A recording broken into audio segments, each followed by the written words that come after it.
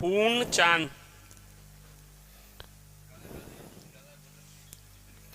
जय श्री हित हरिवंश, राधे राधे, राधा वल्लभ श्री हरिवंश।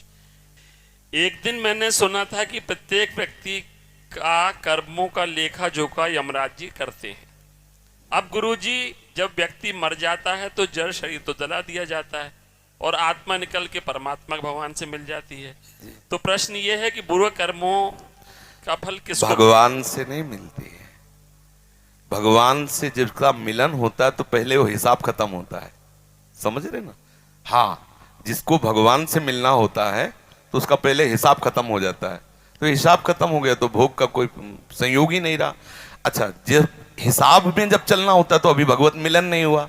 तो ये जो हमारा अंतःकरण है, सूक्ष्म शरीर, और स्वभाव जो कारण शरीर है, स्थूल शरीर तो यहीं पड़ा रहता है। नरकों का भोग किनको भोगना होता है, सूक्ष्मता से समझना। स्थूल शरीर जैसे सैया पे पड़ा हुआ तो मुर्दे की तरह पड़ा है, लेकिन हमें कोई स्वप्न में पीटता है तो दर्द होता है ना, होता है ना।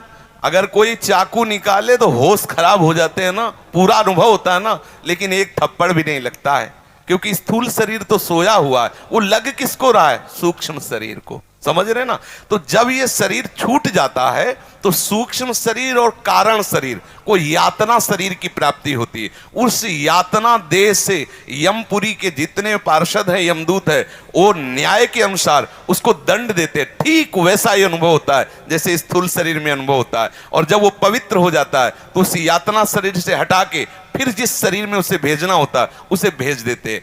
अब ऐसे ही जिसके पुण्य होते हैं, वो पुण्य के प्रभाव से देव शरीर को प्राप्त होता है, अपने पुण्यों का भोग भोगता है, फिर देव शरीर छूटता है, फिर इसी योनि में आता है। और जिसके पुण्य और पाप दोनों नष्ट हो जाते हैं वो भगवत स्वरूप को प्राप्त हो जाता है। अब उसका कोई हिसाब नहीं रहा, समझ रहे ना।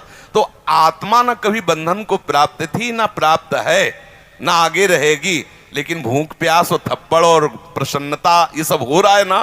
क्यों हो रहा है? क्योंकि अज्ञान के कारण हमने शरीर को अपना मैं मान लिया है। और ये अज्ञान खत्म हो गया तो सारा हिसाब खत्म हो गया, क्योंकि अज्ञान से ही तो सारा हिसाब है।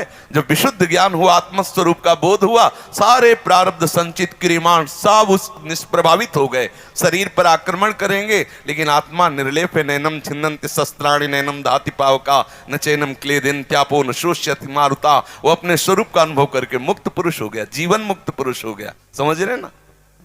ओ भगवा से चोला श्री राम के से दास, अरे हिंदू